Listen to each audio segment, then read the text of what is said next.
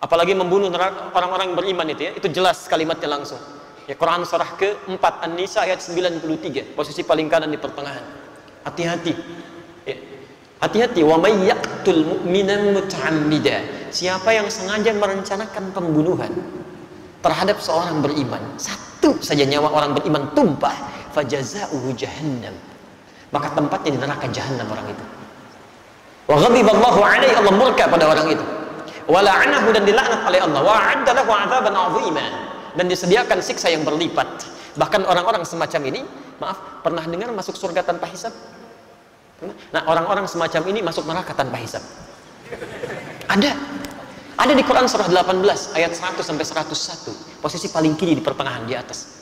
Hati-hati. Wa aradna jahannama yaumal qiyamah, wa aradna jahannama yauma idzin lil kafirina arba. Pada hari kiamat nanti kami akan tampilkan neraka jahanam sejelas-jelasnya pada orang ingkar, sejelas-jelasnya. Kalau dalam bahasa kita itu kan ada orang sibuk nanti memikirkan kitabnya, ada yang terima tangan kanan, ada yang di belakang punggungnya. Tiba-tiba ada orang-orang yang Allahu Akbar, kita di mana ya? Kita di mana nanti kitabnya? Allah sampaikan, wa aradna jahannama yauma idzinil kafirina arba. Kamu nggak usah banyak mikir ya, tempat kamu di sini neraka jahanam. Nanti langsung masuk aja ke situ. Langsung. Ya.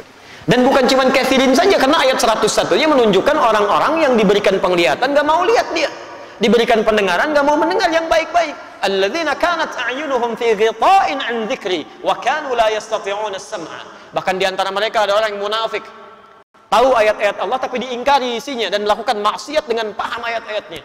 Itu masuk neraka duluan dibandingkan orang kafir. Quran surah keempat ayat 140, posisi paling kiri sebelah bawah di pojok.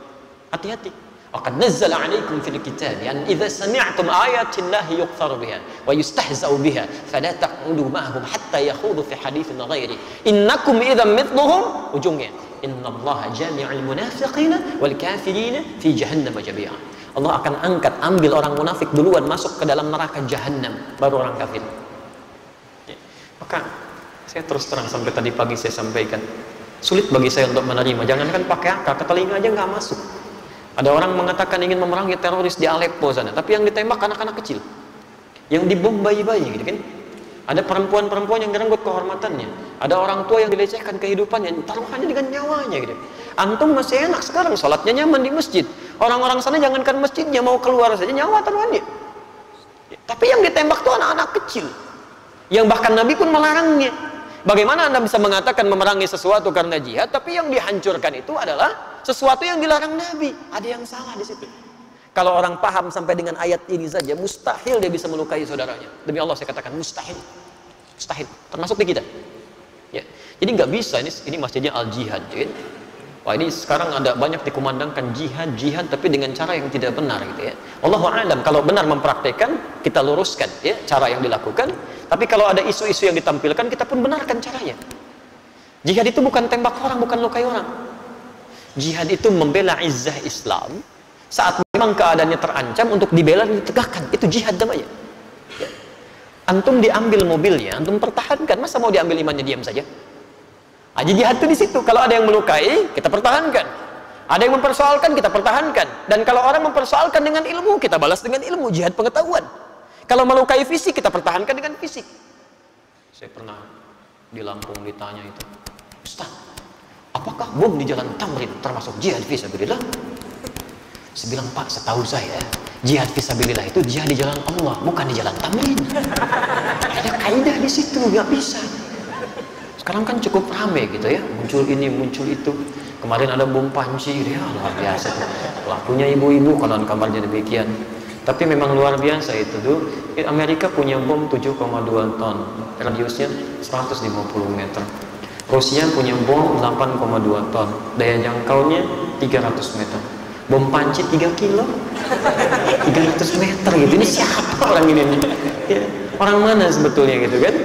Kalau salah, itu pemahamannya harus diluruskan, kan? Kalau isu-isu berkembang, ya kita doakan supaya lebih baik lagi ya. Baik, hati-hati itu penguasa panci ibu-ibu sekarang ya. Untuk punya masalah di rumah itu baru panci, belum kulkas tuh, mesin cuci. Salah satunya adalah mengikuti dorongan nafsu akibat godaan-godaan setan.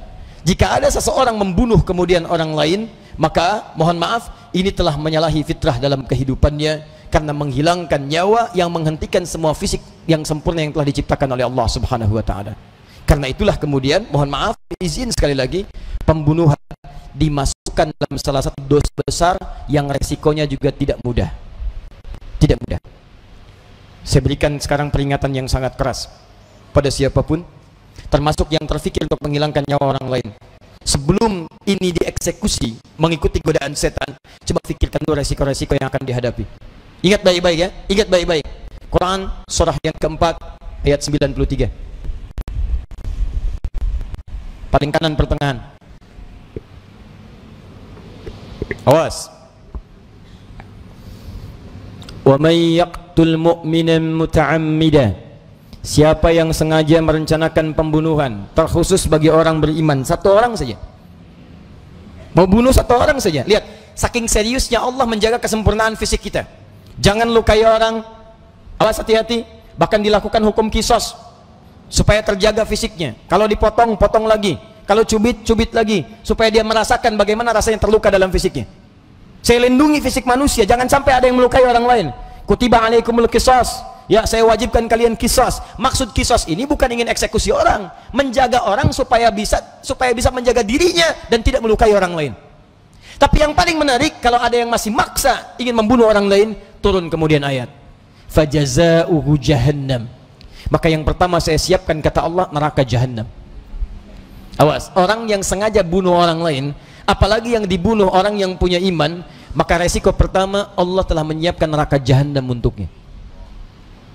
Silakan tanyakan pada diri Anda, siapa orang muslim yang punya cita-cita masuk neraka jahannam? Ada. Kalau setelah pernyataan ini masih ada nekat ingin membunuh, memang kayaknya sudah punya cita-cita dia. Sudah pesan kapling di neraka jahannam. Hati-hati. Awas kalau ada ajaran-ajaran, ikut pengajian, ikut macam-macam, kemudian ajakannya tiba-tiba mengarah kepada luka fisik atau menghilangkan nyawa orang lain dengan ketentuan yang tidak dibenarkan dalam syariat, bukan syariat jihad, nggak ada ketentuan yang berlaku dalam Quran untuk yang diperlakukan itu, keluar dari ketentuan Al-Quran, bukan dari petunjuk sunnah, maka hindari, sesungguhnya itu setan sedang menguasai. Ingat baik-baik. Saya sering ungkapkan kalimat ini waktu kejadian bom Tamrin tuh. Saya di Lampung, muncul pertanyaan, Ustadz, apakah bom di jalan Tamrin itu termasuk jihad fisabilillah? Saya bilang, Pak, sependek pengetahuan saya, jihad fisabilillah itu jihad di jalan Allah, Pak, bukan di jalan Tamrin. Lain, Pak. Kaidahnya begini.